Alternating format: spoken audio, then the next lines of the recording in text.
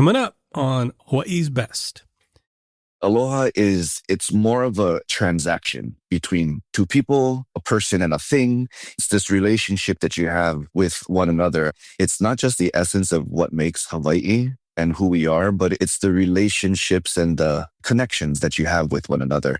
And of course, what you leave behind. Today, we're joined with Kamaka Pili, a native Hawaiian culture practitioner and storyteller who shares how you can truly connect with Hawaii, not just as a visitor, but as a steward of the land and culture. In this episode, you'll discover the deeper meaning of aloha, the balance between cultural preservation and modern development, and ways you can help to preserve Hawaii's culture. Aloha and welcome to Hawaii's Best, the podcast that helps you discover the best of Hawaii. Here, you'll get travel tips, the latest news, and everything you need to plan an unforgettable trip to Hawaii. Aloha kako, my name is Brian Murphy, your guide to the best of Hawaii, and in today's episode, you'll discover the deeper meaning of aloha and why it's more than just a greeting. You also discover ways you can help preserve Hawaii's culture and what you as a visitor can do to travel with respect and make a positive impact in Hawaii. Welcome to episode 137 of Hawaii's Best. And on the show, we love hearing from local voices to help visitors travel with aloha. And today, I'm just thrilled to introduce you to Kamaka Pili, a native Hawaiian culture practitioner, storyteller, and advocate for preserving Hawaii's traditions in the modern world. Kamaka has dedicated his life to educating others about Hawaii's history and values, making him the perfect guide for our conversation today. You can find Kamaka at alohaauthentic.org, where you can learn more about him, like being a weatherman, news reporter, dancing, hula. This guy really does it all, so be sure to check him out. By the end of today's episode, you'll learn if you're unintentionally making these common mistakes as a visitor to Hawaii. And more importantly, you'll learn how to have a more meaningful and respectful trip to the Hawaiian Islands by helping preserve Hawaii's culture. As I was editing this episode, it just made sense to do it two parts because this first part, we talk a lot about Hawaii's culture, the meaning of aloha, and how visitors can travel with aloha and what it means to engage with Hawaii's culture as a non-native Hawaiian. Part 2 is going to be released a week from today, and we're going to talk about the history of Waikiki. We're going to tap into Kamaka's storytelling ability, and this part of our conversation was really eye-opening for me, just learning more about the history of Waikiki and how it has grown into the tourist capital that it is today. You're not going to want to miss that part of the conversation. So be sure to hit follow on Apple Podcasts or Spotify, wherever you're listening, to be sure to get that episode when it releases next week. All right, so let's go ahead and let's talk story with Kamaka Pili. Let's talk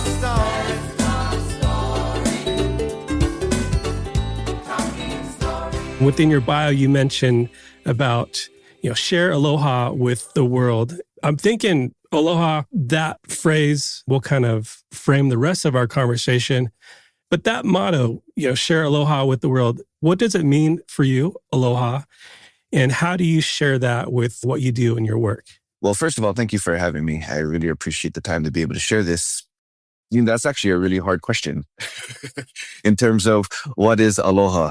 My answer to that has always been, it's hard to put into English the actual translation. I mean, it's easy. You can go into the Hawaiian dictionary and you open it up. And of course, we all know love, hello, goodbye, and a very surface level. But I think that's one of the beauties about Hawaiian culture and Hawaiian knowledge is you dive deeper into what we call kauna, or like the hidden meanings behind words. Mm. But for me, aloha it's more of a transaction between two people, a person and a thing. It's this relationship that you have with one another. One auntie that I interviewed recently, her explanation was, whatever you do it with the most genuineness that you can provide. I think that's the beauty is what is love? And whatever that is to you, try to dig a few layers deeper. And what is care and what is a loving relationship, whatever that is, surface level, it's just taking the extra effort and the time to really dig into the deeper layers and what it truly means at the root. And for me, aloha is it's not just the essence of what makes Hawaii and who we are, but it's the relationships and the connections that you have with one another. And of course, what you leave behind, and the influence that you leave. And, I say from a person to thing, because I can go into the forest and dance, chant, talk to a tree. Some people may think that's a little cuckoo, but if you dive deeper, it's more of the elements, the space, the connection you have with your aina, with your land. I mean, I can continue on, but that's kind of the essence of Aloha. It's kind of like around this realm, and you're always trying to achieve how to be better, knowing that you never can achieve it. It's just always a goal that you're always striving for. And I think by thinking of it like that is you're always going to be giving that effort because you're always trying. So sharing Aloha with the world, how that came about was because when I was doing my stories, it really was a result of me coming across other stories from especially visitors that they share stories with me about Hawaii, which is inaccurate, or it's not the most truthful, or they got it from advertisement and marketing. And that, as a native Hawaiian, knowing that, we live off of tourism. And I think COVID and the pandemic really brought that to our attention of how reliant we are on tourism. But with that being said, as much as tourists come here and enjoy this as their vacation and their trip, native Hawaiians and people who call Hawaii home, your vacation day is our work day and a day for us to try to survive and pay the bills and go to check by check. And, so when you come here, it's not just a destination. When you're coming to Hawaii, it's unlike any other place in the world. There is an essence of those deeper layers and understandings. If it's not Waikiki, if it's not Oahu, if it's not our culture. So by me sharing Aloha with the world is hopefully trying to capture, if you're going to take home stories of Hawaii visitors and tourists, take it from us as storytellers. We're the storytellers of our home, not the commercials. Because a lot of the times, if not all the times, those who sell Hawaii are not from Hawaii, which, by the way, I don't like the term sell Hawaii, but you hear that a lot because it just makes it seem like as Hawaiians are we just commodities to your vacation and experience? No, you're coming to our home. We are the host of this home. So allow us to create the best experience for you. And I think that's our responsibility as Hawaiians, because I think it is easy to grumble about tourism and the lack of aloha here and there. But if we put it on ourselves to have that responsibility to be the host and to make our home as we want it to be, that falls on our shoulders. So that's how I look at it. So sharing aloha with the world is kind of a model for myself to push myself to be the best I can and don't grumble so easy. Take all of that energy that you can use to grumble about all these different things. But what is your aloha response? There is a man who had since passed. His name is Pono Shim, and he was a peacemaker in my mind. And he left this impression in my spirit of, what is your aloha response? It's easy to just respond so quick, but it's hard to think of, okay, in the mindset of what aloha means, how then would you respond to an incident or to this situation or to this problem? So sharing aloha with the world is kind of like a push for me to do that. For me, growing up in Southern California, hearing and learning about aloha, and maybe some of those who are listening right now have thought of it as a warm, fuzzy term, something that is just, we go to Hawaii and we experience aloha, and it's this kind of soft word. In conversations, have learned that it's so much deeper, just like everything that you've mentioned. My question to you is, how have you seen and do you see aloha being taken advantage of? And what does that look like? Well, off the top of my head, I think one phrase that I think we tend to think of a lot when we come into a situation like that is, don't take my aloha for weakness. And I think history shares that aloha was taken advantage of in the past, because one thing to Hawaiians is we're all about sharing, and that is what made us who we are. I mean, for example, in old Hawaii, we have this structure of how all the islands are breaking down. It's called the Ahupua'a system, where every island is broken into a district and then a smaller district and smaller districts within that.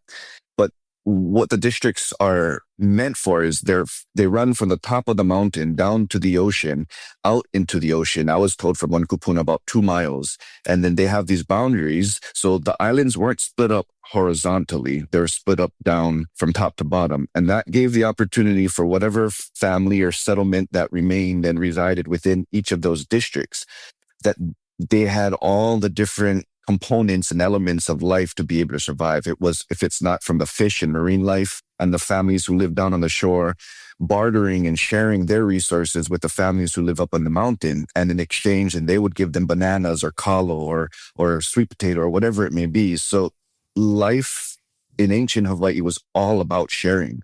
And as time went on, and of course we had Haole people who started to arrive and began to become more settled here. And of course, Waikiki becoming such a tourism mecca and bringing people from around the world, that same aloha, which remains within the Hawaiians, started to be looked as an opportunity to take advantage of. And I would say that's probably one reason why Waikiki is today how it is compared to where it was in 1900, at the top of that century.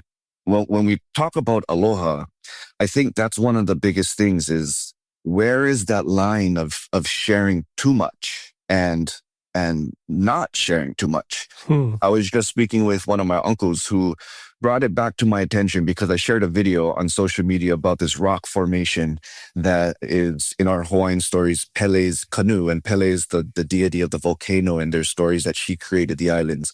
Well, I shared that, and I was just reminding, be careful what you share and be careful giving away the locations and all these things, because people with bad intentions are going to come and mess it all up. And even if it's a rock formation, burial caves and all these things, there's stories of people going and taking bones and taking all the things that were in there. And then where's the aloha in that? Because part of it is you share to perpetuate these stories. Before we had a written language, the written language in Hawaii came when the missionaries arrived following 1820. Before that, all the stories that continue to this day and up until that point, they were all memorized, and it's all oral traditions. So between chants and dances and all these things, you had to share them. And if you didn't share them, they're going to die. So you come into today, you don't want to share everything because not everybody has a good intention. But for me, it's like at the same time, how are we going to educate our visitors, especially our visitors, but our own people as well? But how are we going to educate our visitors with what we want them to know if we can't share it with them? And I 100% agree that there is a thing of sharing too much. And I agree that there's also sharing too little. Where is that balance in between? I don't know. I don't think I found that yet. I don't know if there is a line or if that's also something that you're always striving to try to find. But there has to be a balance. And I think before pandemic, and I don't know about the pandemic, I think the pandemic just brought more pride to people individually. And that doesn't always lead to positive things. But before and after, I think the goal with Hawaii and Hawaiians is, where is that line of sharing too much? We have a space, Hawaii, we are here. There's a lot of people who don't agree with being American or that Hawaii is a state, and there's so many different levels of understanding of Hawaii and Hawaiian culture. That is also a challenge within itself, is how can I have these neutral, balanced conversations, hopefully, with everybody in whatever level they are at, but bring it back together and just share that, it's about perpetuating our culture. One story I always shared, and we have a practice called Lua, and that's our martial arts. And I was always told that the teacher teaching his student never shared everything to his student, because there was the fear that if you taught all your knowledge and all your strikes and your blows to your student, and your student eventually turns on you, you have no defense against yourself. So you always keep knowledge to yourself, because you always have that one on your student, and just in that case. So in that kind of a mindset, that sharing too much is very dangerous. So aloha, that's the biggest thing, is where is that line of sharing too much aloha? If you had to narrow it down, what would be one thing you would wish people to understand about Hawaii, especially before visiting? That we are a thriving people. I think it's easy to mix Hawaii as just a state. You're taken over by America. You're America now. That could be it. But let's go back to the story of how and why. So there's so much history in Hawaii that people don't like to talk about, and it's sensitive, and people may take offense or they just don't want to hear it because there are hard issues to that. And a lot of those go to Haole people. And I mean, that's just because that's how stories turned out. And that's when we're going again today, that there's people in different stances of where they stand. But to me is before you come down to Hawaii, know that we are a thriving people with a thriving culture, with a thriving language. Just recently, there was a lady who said Hawaiian language is a dead language. Completely false. Hawaiian language is a thriving language. And when you're coming here, know that it's not just a destination. There's so much history and culture and heritage that lie underneath the cement that is now Waikiki or wherever. But we're not just a destination. I think that's the biggest thing I would tell people. Mm-hmm. On my walk today, Hawaii 78 came on. I thought about our conversation. People were listening by Brother Israel Kamaka Ivole, and it made me think of our conversation and some of the lyrics, just for context, I kind of wanted to read and frame up for a question for you. Because I've heard this song many times, and I've always wanted to get a Hawaiian's perspective on this song. If just for a day our king and queen would visit all these islands and saw everything, how would they feel about the changes of our land? Could you just imagine if they were around and saw highways on sacred grounds? How would they feel about this modern city life? I guess, one, how does this song resonate with you? And two, where do you see that balance of modern, call it advancement, versus sacred preservation? Well, that's one of the coolest songs to me ever. I mean, the lyrics to that song speak and ring true today just as much as it did back in 1978, if not louder. Because, I mean, that's exactly right. You look out and you see, Waikiki is just a perfect example because I just seen some pictures recently with nothing taller than a coconut tree in Waikiki. And you think about just all these different things, these sacred sites, we call it vahipana, or these locations with significance and history to them. A lot of times, Hawaiian culture doesn't necessarily have an ROI, a return of investment. Sure. And I know that because I was trying to do arts and culture and trying to integrate myself. And I never could really do anything or progress because I didn't have the corporate business mindset. There's no ROI. I didn't even know what that was. But to me, there's so much history that is so easy to move past because the world is so fast. We want to make money. We want to do this. And it baffles me because as a hula dancer in Waikiki, Hawaiian culture is always used as the fluff. Then that's what it always seems like. And that's the extent. Hawaiian dancer, let's put the Hawaiian dancers over there. Let's put the Hawaiian musicians. Let's have the cultural influence as just the sugar on top. But what about us being the actual component? Like, why are we being treated as just the fluff? And to me, I think that's the biggest thing is I would like people to understand that Hawaiian culture is a live, thriving thing. So, the one thing about Hawaiian culture and of course, then the influence it leaves on the land, ancient Hawaiians were super, super smart. I mean, there are so many stories of how with technology that we have today, we cannot replicate and 100% duplicate what had happened 100, 200 years ago. That's wild. I was just talking with Nainoa Thompson and the Hokule'as this year. They're celebrating their 50th anniversary. And I remember he was telling me about the sail. And I guess originally they came across stories of the sail itself was woven lauhala. And lauhala is lau is leaf and hala is the tree. So lauhala is the leaf of the hala tree. And he was like, I don't understand how that would work because hala, when it gets wet, it starts to deteriorate and break apart. And if you're sailing, you're in the middle of water. So how could you make a sail out of lauhala and be successful? As much as they try to do that today, they couldn't replicate that. Wild. And it's stories like that, that's just fascinating. Yeah. So when we're thinking about integrating knowledge into today, and people want to say there's no, that's old, that's past. I don't agree with that at all. I mean, we should be giving more attention to our history and what our kupuna did, because their stories prove that they were so smart and successful in what they did. How can we take that today? So do we need to fix something that's not broken? Do we need to reinvent the wheel when the wheel's been already invented?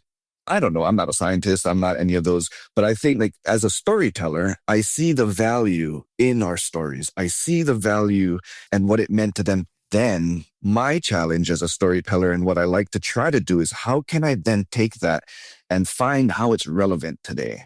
I don't know the answer to that, but I think just the videos that I've been doing, the stories that I've been doing, bringing that knowledge out has to be step one. I mean, I've always felt no matter what the issue is, no matter how big or small, education and talking story and becoming aware and building our knowledge has to be step one.